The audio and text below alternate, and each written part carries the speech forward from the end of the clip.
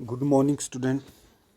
ये चैप्टर हमारा कंप्लीट हो गया है, जिसमें हमने देखा था कि कांग्रेस को किस प्रकार से उसमें फूट डली, किस प्रकार से उसका पुनर्स्थापन हुआ, किस प्रकार उन्होंने 1967 के आम चुनाव में जीत हासिल की और किस प्रकार 1971 में एक बार फिर से कांग्रेस पार्टी लोकप्रिय हो गई। तो अब इसके कुछ क्वेश्चन देखते हैं। जैसे पहला क्वेश्चन है, 1967 के चुनाव के बारे में निम्नलिखित में से कौन सा बयान सही है। इनमें से कौन सी बात 1967 के चुनाव में हुई थी। पहली बात करते हैं, कांग्रेस लोकसभा के चुनाव में विजयी रही, लेकिन कई राज्यों में विधानसभा के चुनाव में वो हार गई। ये को बात सही है कि उन्होंने बहुत सारी जगह तो जीत हासिल की थी, लेकिन बहुत सारी जगह उन्होंने हार भी मिली। कांग्रेस लोकसभा के चुनाव भी हार गई और विधानसभा के भी।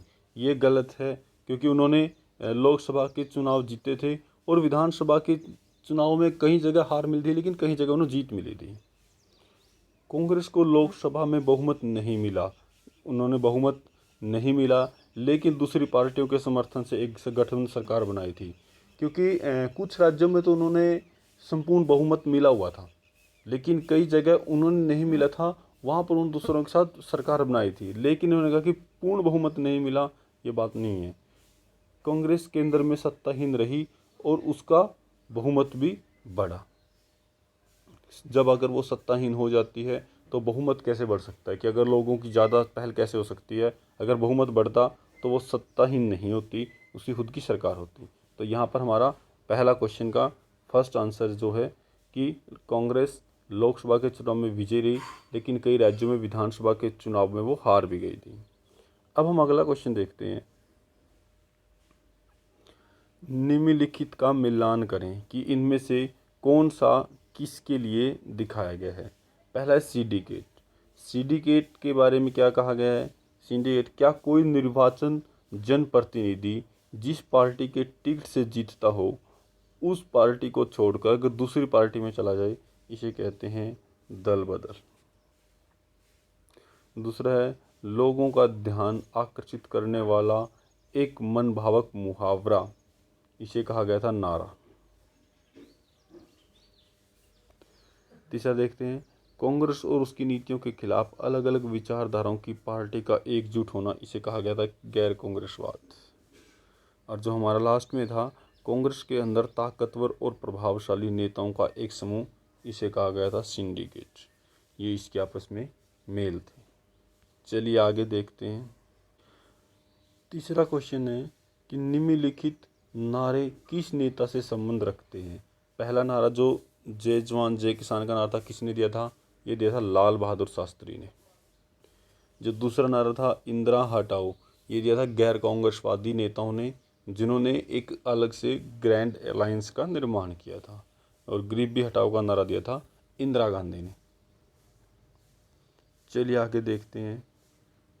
1971 के ग्रैंड अलायंस के बारे में कौन सा कथन ठीक है। मतलब जो ये एक अलग से पार्टी बनाई थी 1971 के अंदर, कांग्रेस से निकलकर अलग से कांग्रेसवाद में चले जाने की, इसमें कौन सी बातें सही हैं। पहला है, इसका गठन गैर कम्युनिस्ट और गैर कांग्रेस दलों ने किया था, ये पॉइंट है। दूसरा है, इनके पास एक स्पष्ट राजनीतिक और विचारात्मक कार्यक्रम था, ये गलत है, क्योंकि उनके पास कोई भी एक विचारात्मक बात नहीं थी, उनके पास सिर्फ एक ही बात थी, इंदिरा हटाओ। इसका गठन सभी गैर राजनीतिक दलों ने एकजुट होकर किया था, ये आ गया इसका हमारा आंसर सी। इसका गठन सभी गैर कांग्रेसी दलों ने मिलकर एक साथ किया था, उसे कहा गया था ग्रेट अलायंस। चलिए अगले क्वेश्चन देखते हैं। किसी राजनीतिक दल को अपनी अंदरूनी मतभेद का समाधान किस तरह करना चाहिए। यहाँ कुछ समाधान दिए गए हैं, प्रत्येक पर विचार कीजिए और उसके सामने फ़ायदे और नुकसान बताइए। चलिए अगर पहले की बात करते हैं, अगर पार्टी के अंदर कोई मतभेद हो जाता है, कोई प्रॉब्लम आ जाती है, तो सबसे पहले जो पार्टी का अध्यक्ष होता है उसके द्वारा जो नियम और कानून बताए गए हैं उसके अनुसार कार्य करना चाहिए। अगर उसके अनुसार कार्य करते हैं तो पार्टी पर एक शीर्ष प्रबंधक सभी के लिए समान कार्य कर पाएगा। नुकसान के रूप में अगर इसमें देखें तो अगर आप लगातार एक ही व्यक्ति की बात मानेंगे तो ये तो सिर्फ एक तानाशाही या एक राजा जैसी होगी कि अगर आप एक ही व्यक्ति की लगातार बातों पर अमल किए जा रहे हैं। दूसरा, पार्टी के अंदर बहुमत की राय पर अमल करना। ये भी सही है कि अगर पार्टी के अंदर जितने भी लोग हैं सबसे वोटिंग करवा ली जाए, सबसे अलग अलग तरीके से कार्य करवा लिया जाए, तो इससे भी फ़ायदा होता है, पार्टी के अंदर मतभेद कम होगा। लेकिन इस मामले में नुकसान यही होता है कि मतभेद जो हम वोटिंग करवाते हैं उस वोटिंग में बहुत सारी चीज़ें समर्थन के अनुसार होती हैं। अगर वो समर्थन उनको मिल जाता है तो ठीक है, अगर समर्थन ना मिले तो वो प्रॉब्लम क्रिएट कर देता है। और समर्थन ज़्यादातर उन लोगों के प्रति होता है जो ज़्यादा पैसे दे देते हैं या वोटिंग के लिए ज़्यादा बातें कर लेते हैं, तो पार्टी के अंदर भी सब कार्य चलते रहते हैं। तीसरा, हर एक मामले में गुप्त मतदान करना, क्योंकि मतदान हर एक समस्या का इनके लिए समाधान नहीं होता। क्योंकि मतदान तो हम ये देखते हैं कि उन व्यक्तियों की विचारधारा किसी कार्य के प्रति, किसी मतभेद के प्रति क्या हो सकती है। इसीलिए हर वक्त गुप्त मतदान सही नहीं होता। लेकिन गुप्त मतदान करने का फ़ायदा ये है कि आपको कभी भी किसी व्यक्ति को पता नहीं चलेगा कि उन्होंने किसका समर्थन किया है और किसका नहीं किया है। लास्ट में, पार्टी के वरिष्ठ और अनुभवी नेताओं से सलाह करना। अगर इस प्रकार के कार्य हम करते हैं तो ये ज़्यादा औचित्यक रहता है, ज़्यादा विचारणीय रहता है कि अगर वहाँ के वरिष्ठ व्यक्ति हैं उनसे और अनुभवी नेता हैं तो उनसे मिलकर कार्य करें, जिससे जो अंदर फूट पड़ी है एक पार्टी के अंदर, उन सब का समाधान आसानी से किया जा सके। चलिए आगे देखते हैं। निम्नलिखित में से किन्होंने 1967 के चुनाव में कांग्रेस की हार के कारण के रूप में स्वीकार किया जा सकता है, और अपने उत्तरों की पुष्टि व तर्क दीजिए।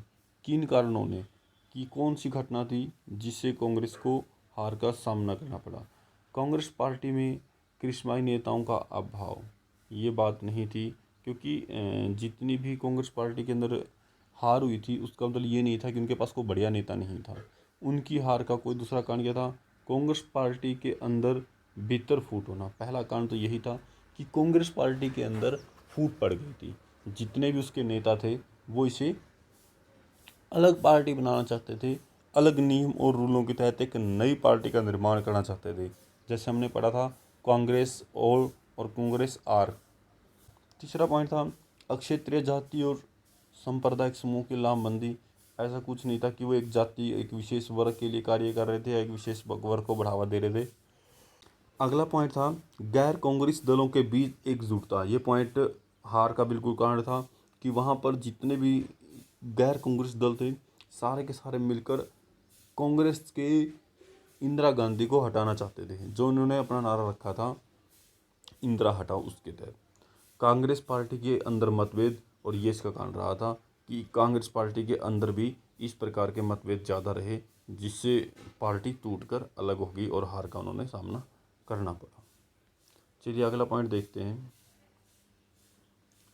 1970 के दशक में इंदिरा गांधी की सरकार किन कारणों से लोकप्रिय हुई।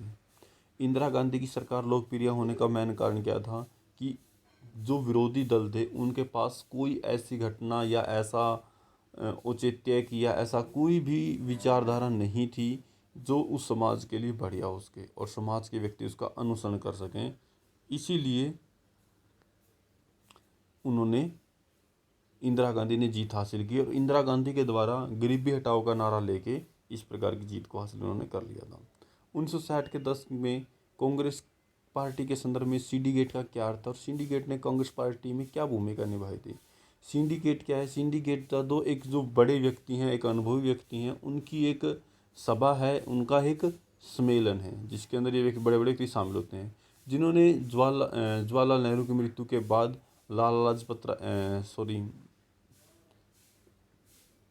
जवाहरलाल नेहरू की मृत्यु के बाद लाल बहादुर शास्त्री को और उसकी मृत्यु के बाद इंदिरा गांधी को प्रधानमंत्री सिंडिकेट के नियमों के और उनके तहत बनाया गया था। इनके नेता सोचते थे कि जो इंदिरा गांधी सरकार बनी है वो हमारी सलाह से, हमारे नियमों और रूलों से काम करेगी, लेकिन इंदिरा गांधी ने इसको तो एक समय के लिए बाहर ही निकाल दिया था। कांग्रेस पार्टी किन मसलों को लेकर 1969 में टूट का शिकार हुई थी। इसकी बहुत सारी वजह थी। जैसे एक तो था सिंडिकेट का बाहर होना, इंदिरा गांधी के द्वारा अपनी खुद की नीतियों को अपनाना, पार्टी के अंदर राजनीति के हिस्सेदारी के अंदर खुद के व्यक्तियों को लेके आना, तो ये बहुत सारे कारण रहे थे जिससे पार्टी 1969 के अंदर टूट का शिकार हुई थी। तो ये हमारे कुछ क्वेश्चन थे जो आपने करने हैं। ये सारे कॉपी पर लिख लें। Thank you.